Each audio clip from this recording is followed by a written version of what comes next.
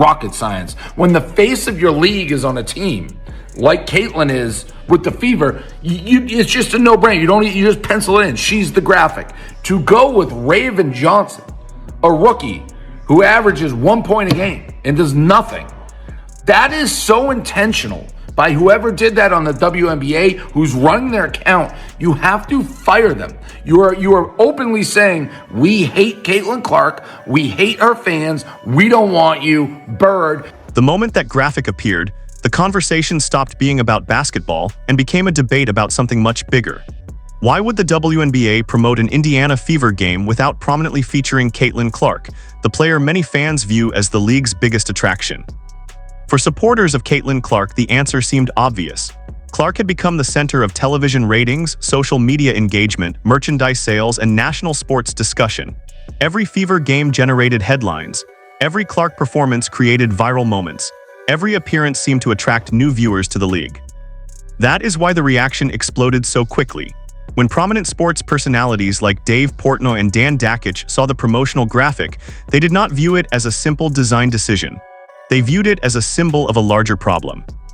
In their eyes, the league was failing to market its biggest star at the exact moment it should be maximizing her visibility. The controversy immediately spread across social media. Fans began comparing the situation to other professional sports leagues. What would happen if the NBA promoted a major game without featuring LeBron James?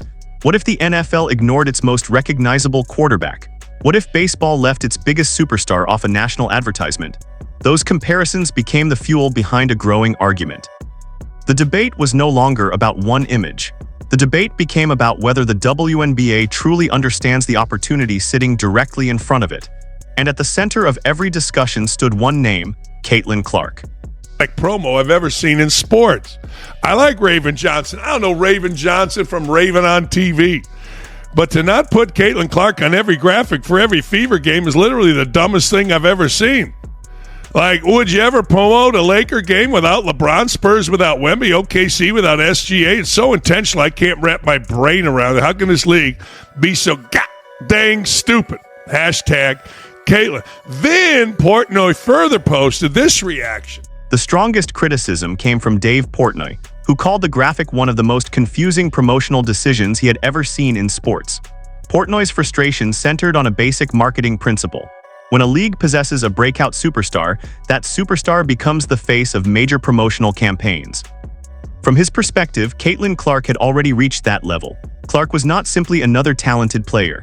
Clark represented the player most casual sports fans recognized. Clark represented the athlete drawing national media coverage. Clark represented the player whose highlights were reaching audiences far beyond traditional WNBA circles. That is why Portnoy believed the omission looked intentional. The controversy intensified because the graphic featured another Fever player instead of Clark. Suddenly, the discussion shifted from marketing strategy to organizational priorities. Fans began asking whether the league was attempting to spread attention more evenly across its roster, or whether it was overlooking the most obvious promotional choice available. The timeline made the reaction even stronger. Just days earlier, Caitlin Clark had delivered another performance that dominated sports conversations. Her name was everywhere. Her highlights were everywhere. Yet when viewers looked at the official promotion, Clark was absent. For critics, that contradiction became impossible to ignore. The larger issue was not simply one graphic. The larger issue was perception. Professional sports leagues spend enormous resources trying to create recognizable stars. Most leagues dream about finding a player who can attract new viewers, drive ratings, and generate mainstream attention. According to Portnoy and many fans, the WNBA already had that player in Caitlin Clark.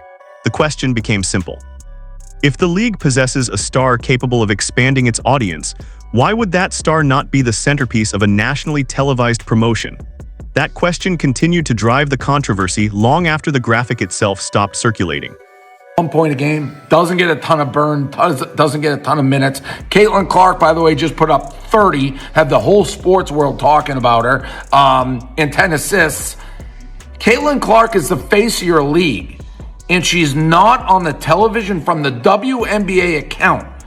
You have Raven Johnson and not Caitlin on that. It's like, when would the Lakers be playing without LeBron? And maybe if you have two players, LeBron and Beyond the marketing debate, this story revealed something fascinating about the psychology of modern sports.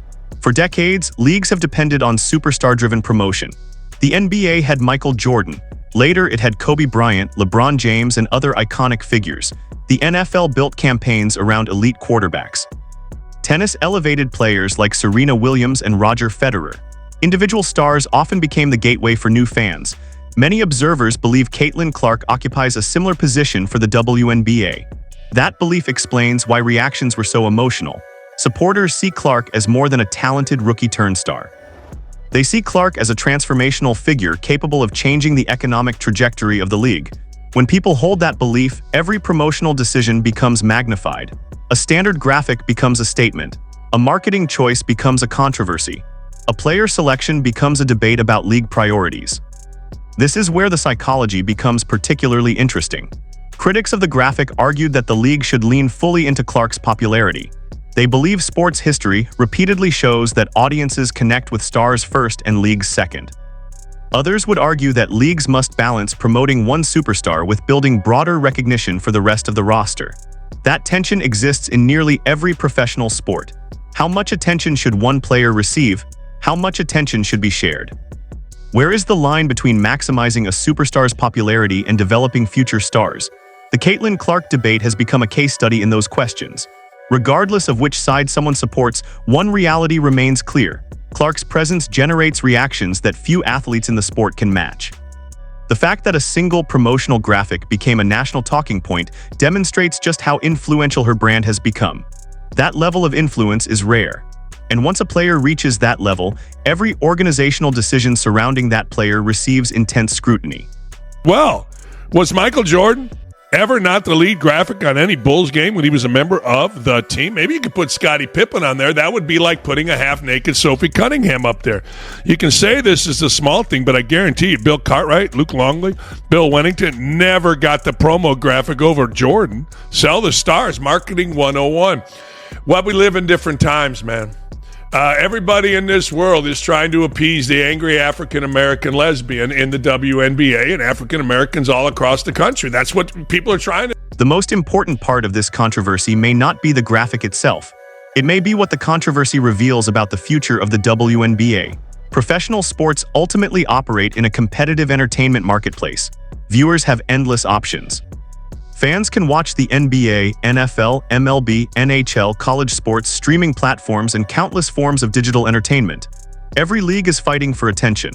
That reality makes marketing critical. When Portnoy and Dakich compared Caitlin Clark to icons such as Michael Jordan or current NBA superstars, they were making a larger point. They were arguing that sports leagues generally place their most recognizable athletes at the center of promotional efforts. Whether that comparison is completely fair or not, it reflects how many fans currently view Clark's influence. The financial implications are significant. Television ratings matter, sponsorships matter, attendance matters, merchandise sales matter. Every one of those categories becomes easier to grow when casual viewers recognize the athletes being promoted. For the Indiana Fever, Caitlin Clark represents more than a player. She represents a business asset capable of attracting national attention on a scale rarely seen in women's basketball. That is why this controversy generated such a powerful reaction. Critics saw the graphic as a missed opportunity. Supporters of the league saw it as a routine marketing decision that became overblown. But regardless of interpretation, the discussion itself created enormous visibility. Sports media talked about it, social media debated it, fans shared it, commentators analyzed it. Ironically, the controversy may have generated more attention than the original graphic ever could have. Yet one thing remains certain.